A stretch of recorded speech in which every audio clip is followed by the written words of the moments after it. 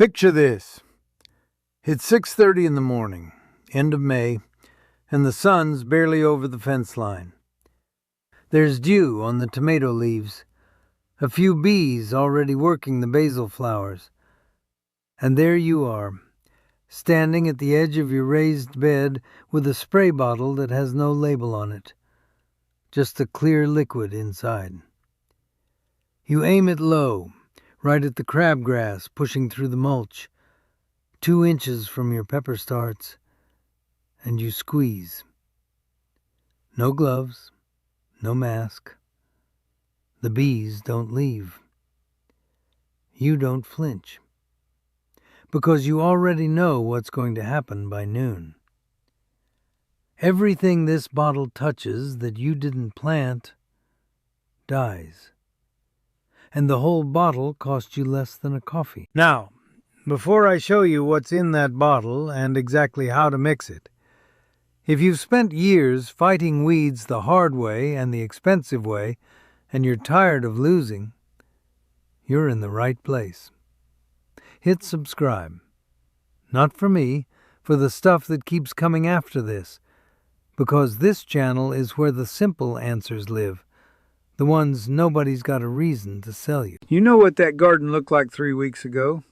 You remember, because your back remembers. Every spring, it's the same movie playing again. Snow melts, soil warms up, and before your first seedling even breaks ground, they're already there. Dandelions in the pathways, crabgrass along every edge, purslane sneaking between the bricks, clover spreading like it owns the deed to your property. You stand there with your coffee some morning in early April, and you realize it's starting again. The same war you fought last year and the year before that, and you lost both times. Not because you didn't try. You tried everything. That's the part that stings. Let's walk to the garage for a second. Over there on that shelf near the old paint cans, look at what's sitting there. Half-empty bottles. 3 different brands of weed killer, 2 of them with organic on the label. One of those organic ones cost $18 and it barely covered the front walkway. There's a jug of white vinegar with about an inch left in it. A box of table salt, open, damp, forgotten. A pair of knee pads with the stitching blown out on one side. A hoe with a loose handle that you keep meaning to fix but never do. Every single item on that shelf represents money you spent and a promise that didn't hold.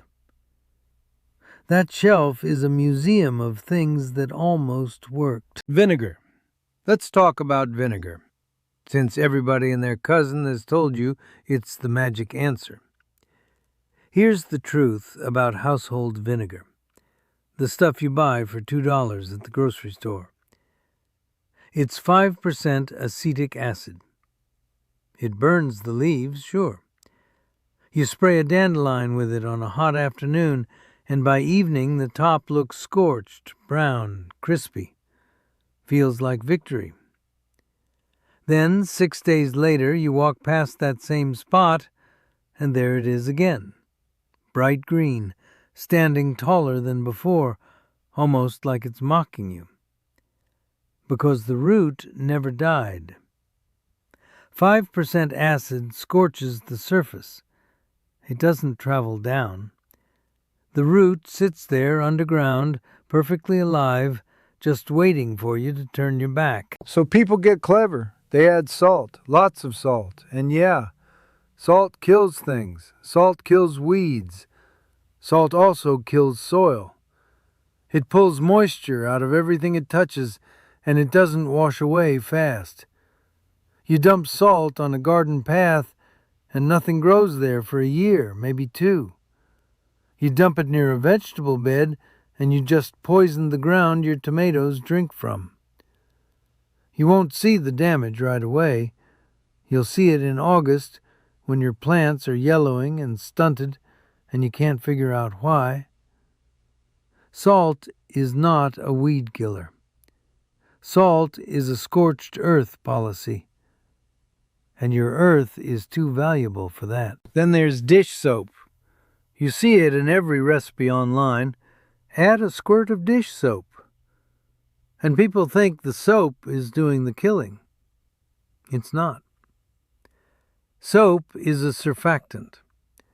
All it does is help the liquid stick to the waxy surface of a leaf instead of beating up and rolling off. That's it. That's its entire job. It's useful, but it's not a weapon. It's the tape that holds the paper to the wall. So when you mix vinegar, salt, and dish soap and spray it on your weeds, and it kind of works for a few days, what actually happened is the vinegar burned the top, the salt burned the soil underneath, and the soap just helped the vinegar stick. That's not a weed killer. That's a slow disaster with good marketing. Now think about the money. Not just one bottle, the whole season. Last year, if you're honest with yourself, you probably spent somewhere between $40 and $80 on weed control. Some of you spent more. Organic sprays, chemical sprays, pre-emergent granules in the spring, post-emergent liquids in the summer, mulch that weeds grew right through by July. Add it up. Now compare that number to what you actually harvested from your garden. For some of you, the weeds cost more than the vegetables were worth. You were paying to fight a war just to break even. That math should make you angry. It made me angry. Because nobody telling you to buy those products ever mentioned there might be a way to do this for pocket change. And the body cost. Let's not pretend that's nothing.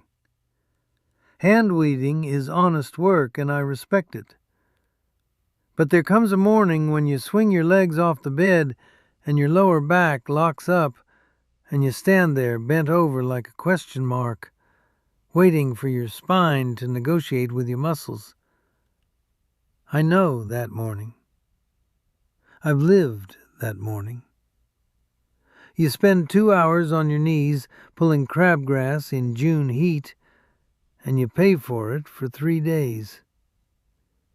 At some point, maybe 60, maybe 65, you look at that garden and you don't feel pride anymore. You feel dread. You love the tomatoes, you love the beans, but the weeds are stealing the joy out of it, one bent-over afternoon at a time. So I'm standing there one evening, aching, looking at that shelf of failures, and I pick up the one bottle that doesn't have a label, the one I mixed that morning in my kitchen. 3 ingredients, all from the grocery store. Total cost, $2.87 to be exact. And I'd sprayed it that morning on the worst patch of weeds in my yard, the strip between the raised beds where nothing I'd tried had ever held for more than 10 days. I sprayed it the way you'd water a houseplant, calmly. No suit, no gloves.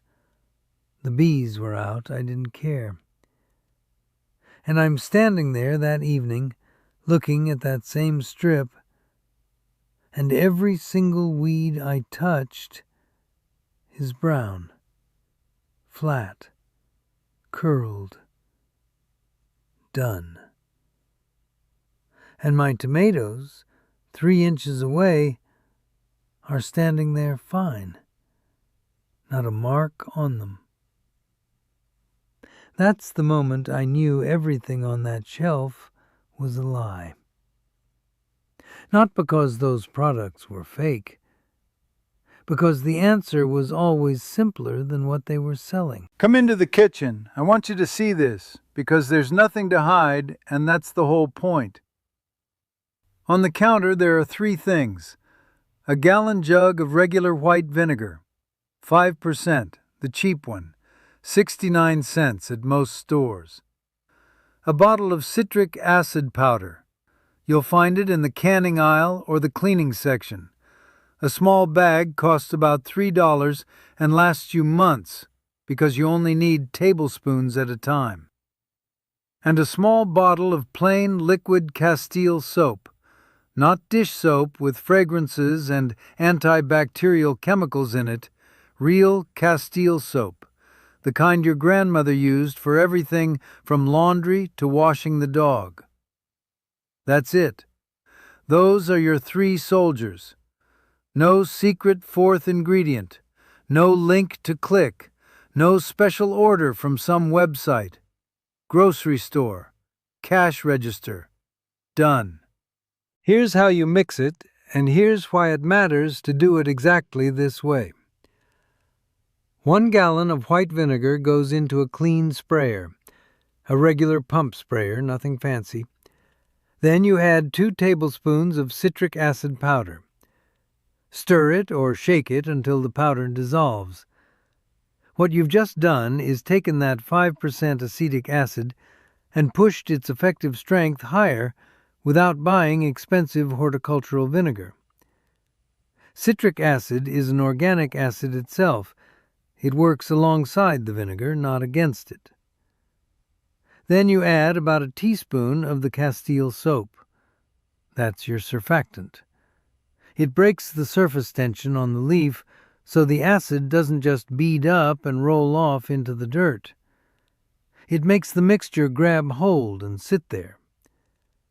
Total cost for this gallon, depending on your store, somewhere between $2.50 and $3.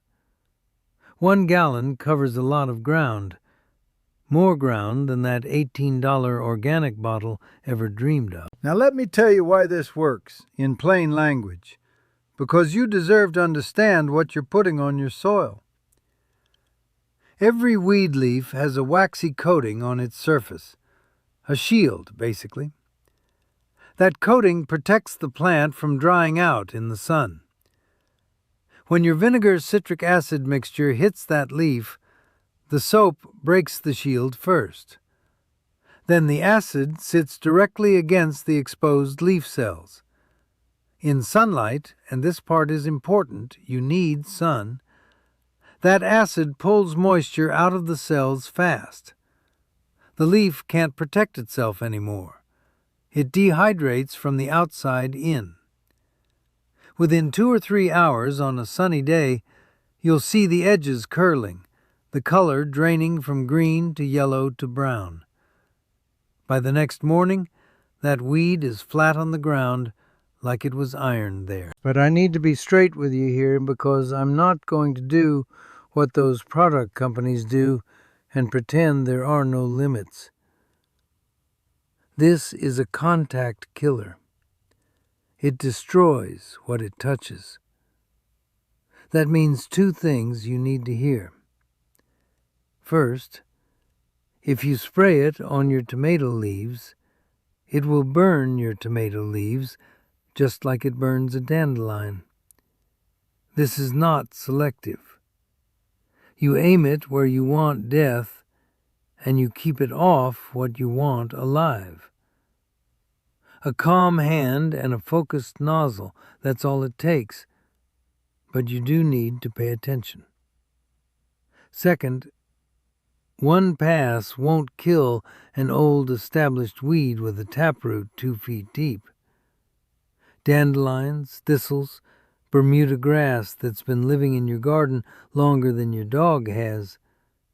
Those need 2 applications, sometimes 3, spaced about 10 days apart. You're starving the root. Every time the plant pushes new leaves up, you burn them off. Eventually, the root exhausts its reserves and gives up. That's how forever actually works. Not one magic spray. A patient system that depletes the weed seed bank over seasons until there's almost nothing left to sprout. Now, the bees. I know that's why some of you are still watching. You've already got a recipe that works, but you don't trust it near your pollinators. Here's why this one is different from what scared you before. This mixture is a contact acid that works on leaf surfaces. It is not systemic. It doesn't travel into the plant's vascular system. It doesn't get into nectar. It doesn't get into pollen. Once it dries on the leaf, which takes about 2 hours on a warm day, there is nothing left on that surface that can hurt an insect. A bee can land right on a sprayed weed 2 hours later and walk away fine. Compare that to the systemic chemicals in commercial herbicides that get into every cell of every plant in the area and stay active for weeks.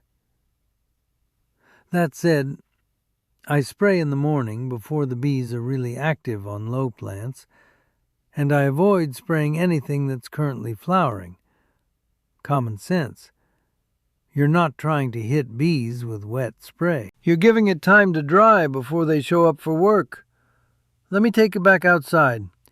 It's the next morning now. Same garden, same path between the raised beds. The sun is just coming up, and the light's that deep gold it only gets in late May before the summer haze settles in.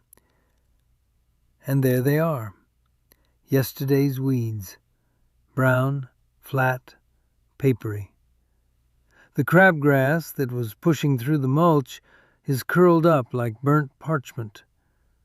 The dandelion by the bed corner is lying on its side, stem gone soft, leaves dark and dun. And right next to it, 6 inches away, a row of bean seedlings with dew on them, standing straight, perfectly green, completely untouched. A bee floats past my shoulder and lands on a basil flower at the end of the bed. Sits there working, doesn't care, doesn't know anything happened here yesterday. That image right there, dead weeds, living vegetables, a bee on a flower, that's the whole promise of this video in one frame. Here's what the rhythm looks like from now on, since you're going to ask. Spring, every 2 weeks. That's when weed pressure is highest, seeds are germinating fast, and you want to catch them young before they establish deep roots. Summer, once a month, maybe twice if it rains a lot and things get ambitious. Fall, one good pass in early October to knock down whatever's trying to set seed before winter. First year, you'll spray a lot. Second year, noticeably less. Third year, and I'm telling you this from my own patch of dirt, not from a textbook.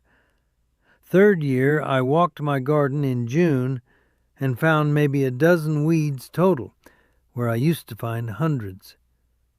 The seed bank in the soil shrinks every season you prevent weeds from going to seed.